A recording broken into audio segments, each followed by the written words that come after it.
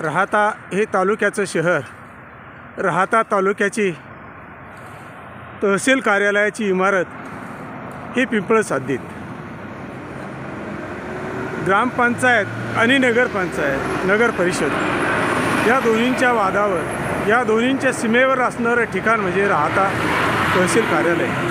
आज आपण बघत आहात पंचायत समितीच्या प्रवेशद्वाराजवळ जे MSEBचं ऑफिस आहे त्या प्रवेशद्वाराजवळ किती भयंकर कचरा साचलेला आहे. आज आपण बघितलं तर ह्या प्रवेशद्वाराजवळ असे विविध प्रकारे जाहिरातींचे बोर्ड लागलेले असतात. त्याशिवाय शासनाचे सुद्धा काही बोर्ड आहेत. तहसील कार्यालयात जाण्यासाठी मोठे प्रवेशद्वार आहे. ते प्रवेशद्वार थोडंसं आतल्या बाजूला आहे. ते प्रवेशद्वार सर्वांना दिसेलच अशा ठिकाणी नाही, परंतु ज्यावेळी ही शासकीय इमारत झाली त्यावेळेस या परिसरामध्ये जी काही शासकीय कार्यालये आहेत त्या शासकीय कार्यालयांचा बोर्ड लावण्यात आलेला आहे. तो बोर्ड आता सध्या अडगळीस पडलेला दिसून येत आहे. त्यावरती लिहिलेलं आहे प्रशासकीय इमारत राहाता, जिल्हा अहमदनगर, तहसील कार्यालय, उपकोषागार कार्यालय, पंचायत समिती कार्यालय, तालुका वैद्यकीय अधिकारी कार्यालय, सार्वजनिक बांधकाम, तालुका कृषी अधिकारी, उपअधीक्षक भूमी अभिलेख कार्यालय. जर अशा प्रकारे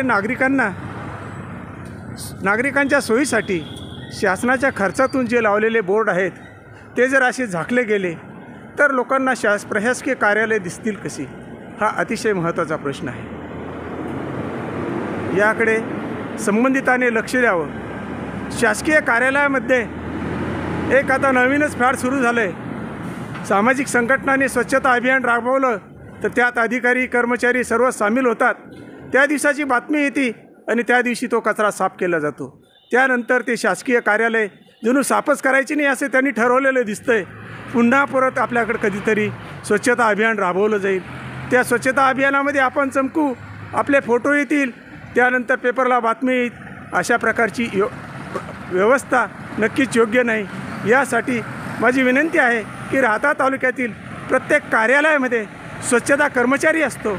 कर्मचारी नसेल तर शासनाने त्यासाठी पर्यायी व्यवस्था केलेली आहे. त्यासाठी निधी दिला जातो. तो निधी वापरून जर सार्वजनिक स्वच्छता ठीक ठेवली. प्रशासकीय कार्यालय म्हणजे मंदिर आहेत. न्यायालयाला न्याय मंदिर म्हटलं जातं. पंचायत समिती असो की जिल्हा परिषदेचं कार्यालय असो, ती एक प्रकारची मंदिरच आहे समाजासाठी. परंतु ह्या समाज मंदिरात प्रवेश केल्यापासून तर आतमध्ये जाईपर्यंत प्रत्येक ठिकाणी घाणीचं साम्राज्य आपल्याला दिसून येतं.